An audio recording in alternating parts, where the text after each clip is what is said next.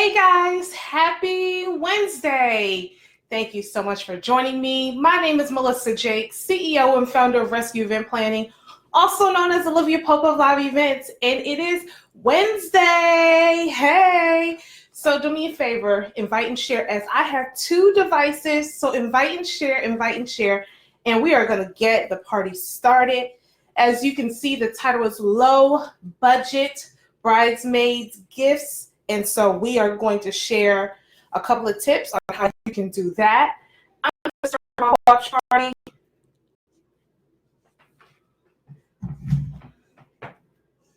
And you should do the same.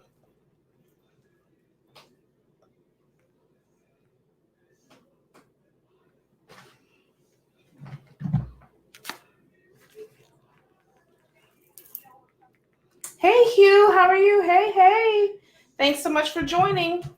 All right, and let me get to my other device. Two devices, all three devices, actually. Okay. All right, perfect. So I hope you guys are having a great evening. Hey, Desiree. Hey.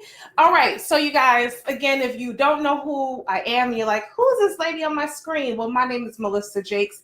I am CEO and founder of Rescue Event Planning, also known as Olivia Pope of Live Events. And I am here live with you on Wednesdays because today is hashtag Ask Melissa Wednesdays. And we are going to talk about low budget bridesmaids gifts. And I'm trying to, it seems like a guest might want to make her little appearance here, but we're going to get through the content first before we do any of that. You have to be quiet, okay? All right. Hey, Desiree. Thanks so much for joining. Hey, Tanya. Okay. All right, you guys. So low budget, right? And it doesn't mean to be cheap. This is what I mean with low budget. Low budget means that we're not spending a whole bunch of money on our bridesmaids, but we're still thinking about them.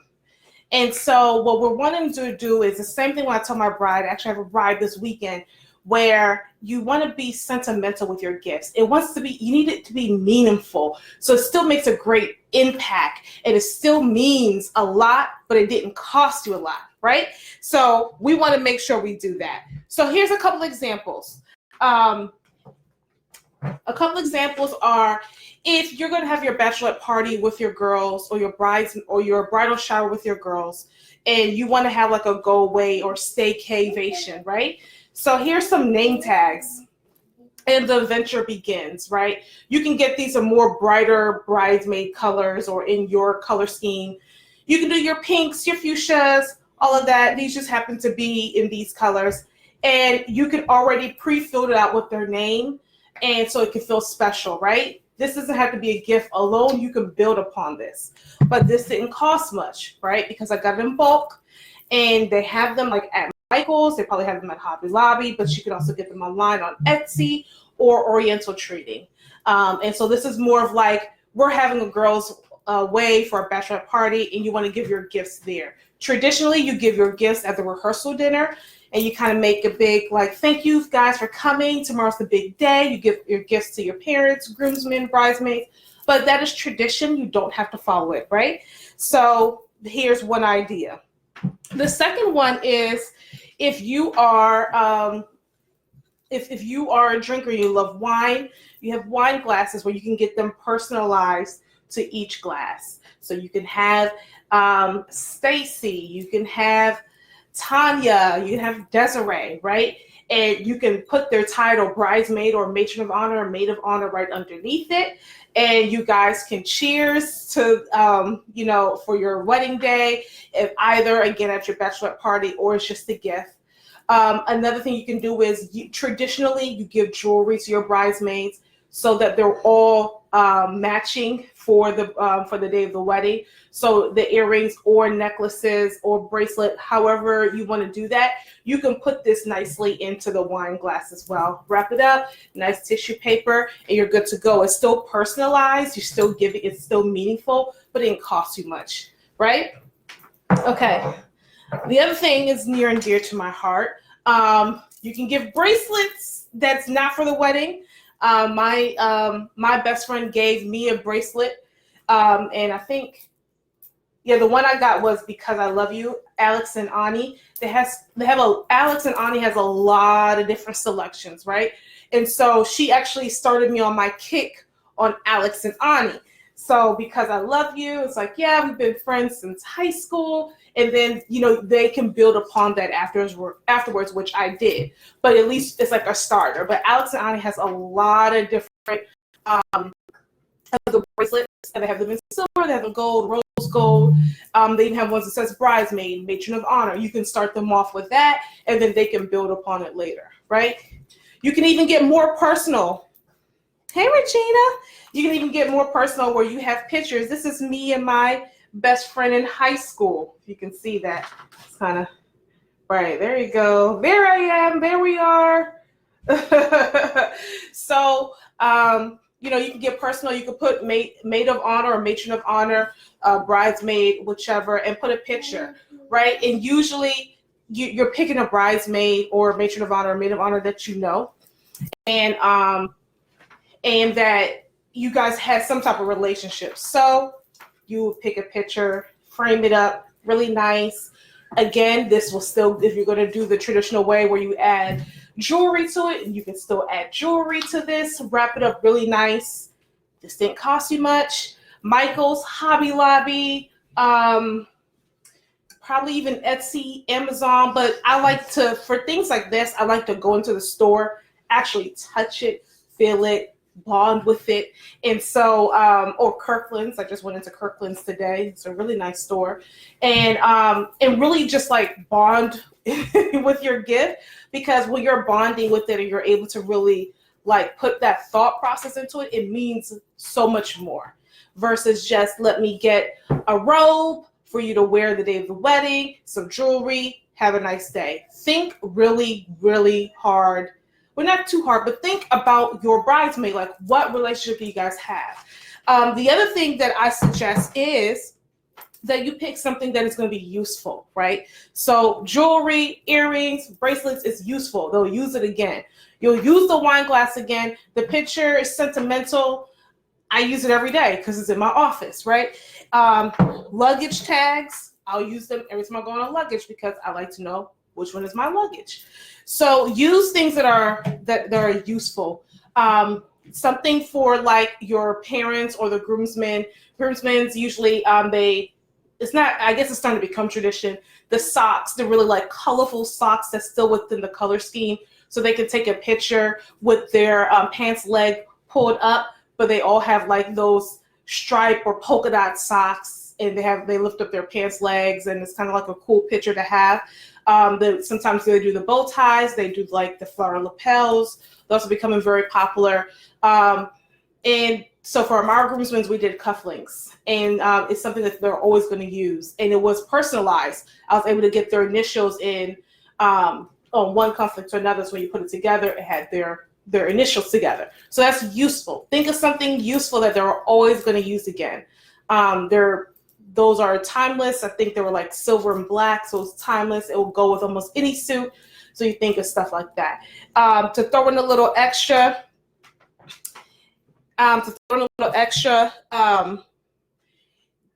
throw in for parents, right? So for parents, what I do is I think of something that is definitely going to be useful for them. My father rides a bike, and he's from Jamaica.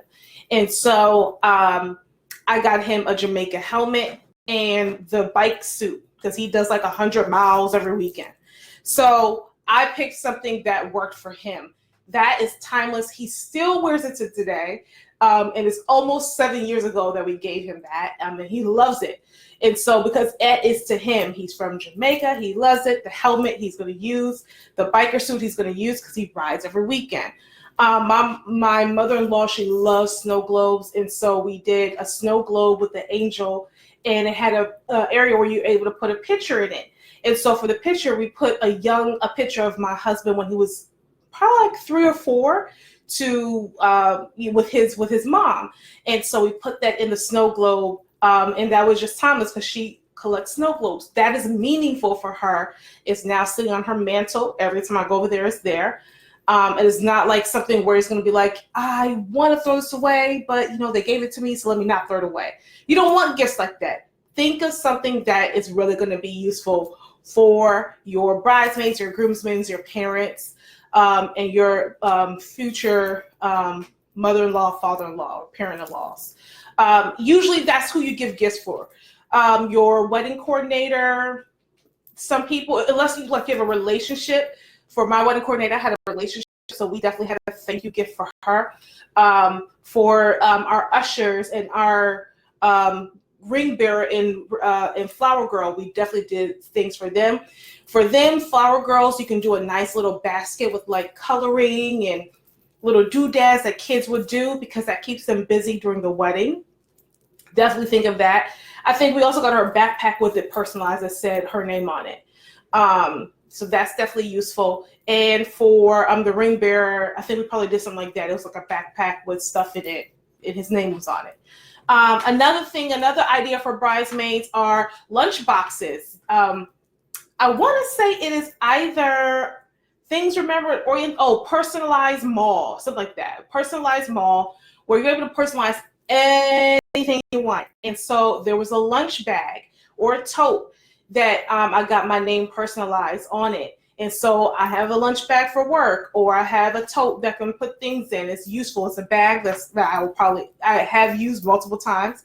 So think of things like that you want to do that you could definitely use later on. Hey, Tori. Hey. And so let's see. So we talked about earrings, necklaces, bracelets. Those things are easy. It's easy to get because your bridesmaids paid for their dress, unless you are one of those brides that gift them with everything. They paid for their nails to get done. They paid for their hair to get done. They probably paid for the bridal shower and bachelorette party. And so you want to just gift them something that we're not trying to break your bank, because you have a wedding to pay for and you have a future past the wedding. And so, but something that's still sentimental. So we have our earrings, necklace, bracelets for the wedding, and they can use it past that. We have our wine glass, so you can put the jewelry in. You have your picture frame with that, and even put a nice personal note with that.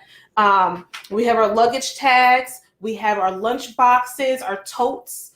And for your parents, think of something that they love, something that they really love to do and that they're going to use again. Another big thing to do, a lot of people are not wanting items, but they want to give experiences. So for your bridesmaids, you can give them the day before the wedding or 2 days before, depending on people's schedule.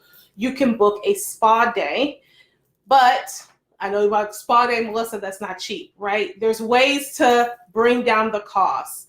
And so you can get a package with a local nail shop where you're able to say, I want to pay for everybody's pedicure, but maybe they pay for the manicure, whichever, right? But you're at least cutting half of the cost, and it's an experience. You can bring champagne, you can bring wine, fruit tray, and you try to say, can we, we're basically going to have it for 1 to 2 hours with no cost to you, because you basically have all of their chairs full. And you're just now bringing an experience. You guys are it looks like you bought the shop out, but you didn't. 1 to 2 hours, let's knock it out. They'll have enough text, but you just got to have that relationship with the nail salon to make that happen, so they don't make it, so that they're not trying to charge you for a buyout. That's the main goal. You don't want to get charged for a buyout. You want to say, I am scheduling 9 girls, including myself 10, to come for a mani and pedi. Okay, do you guys have that available? All right, I want it between this hour and that hour. You're not buying out. I'm just booking you up. That's it. And then you're going to say, hey, are we able to bring alcohol? My own alcohol with, get like the plastic wine glasses or champagne glasses, some fruit, cheese and cracker, do a nice little display. And you guys had like your spa day, but you didn't have to pay for it like that. So that's low cost. Again, experiences are big. A lot of people are wanting to do more experiences than giving them gifts. So that is another idea. That is definitely another idea. Hey, Michelle. Hey. So you guys, let me know if you guys have any questions. That was my run through of low cost bridesmaids gifts that you guys can do. And there's definitely probably lots more, and you can Google them. but your main things that you want to stick with is something that means a lot to you and to your bridesmaid, matron of honor, maid of honor, and that it is useful or an experience. That's the key to take away from that. If you don't take anything else away, it's useful and it gives an experience, because after that, you know, like the favors that you get at a wedding, covered chocolate almonds, I don't usually eat them. I see a lot of favors go away. Coasters, we're over that. That era is gone. Please don't have any more coasters at your wedding. That era is gone. It's about experiences. And that's totally giving you totally bonus right now. Experiences at your wedding versus a whole bunch of favors. Do the photo booth. And the photo booth is starting to become a little old now too, but you know, people still want to do it, and that's fine. Photo booth, but you can still do other experiences like a silent wedding party, a silent wedding reception. How hot would that be that when the music starts going on, everybody has the headphones on and you're all dancing? That's an experience. That's different. You're thinking outside the box. You're giving your guests a different element for their wedding. So that was a bonus that I just gave. Okay. So let me know if you guys have any questions as I'm giving these tips. Does something resonate with you? Say like, yeah, I really love that idea, or I never even thought about that. Let me know. I want to see if this like fits with you guys. Give me hearts and share it out if you guys know a bride that is probably getting married in September, October, or their bridesmaids. Like tag them. If you are the bride, tag your bridesmaids, or you know, you making sure that you guys are together on it. Hey Hugh, hey Michelle, hey Nia. So you guys, thank you so much for joining. As you know, every Wednesday I come here live and give you a tip, whether it's dealing with weddings, whether it's dealing with a birthday party, a bridal shower, a conference, a book launch. I give you tips about all different type of events. And I truly thank you guys for joining me every Wednesday. Like, come and join me every Wednesday. Short and sweet. I won't take up too much of your time, but I love to just give these tips so that I get people thinking and talking and like, oh yeah, because I want your event to be epic as if I planned it myself. So great. Thank you. Yes, the silent. Yes, Felicia. Wouldn't that be awesome? And hearing everybody like singing off tune at the same time. That would be cool.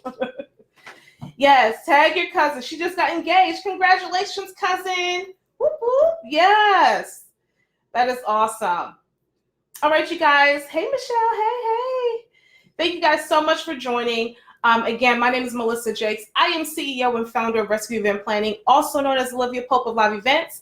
And thank you for joining Ask Melissa Wednesdays. Bye.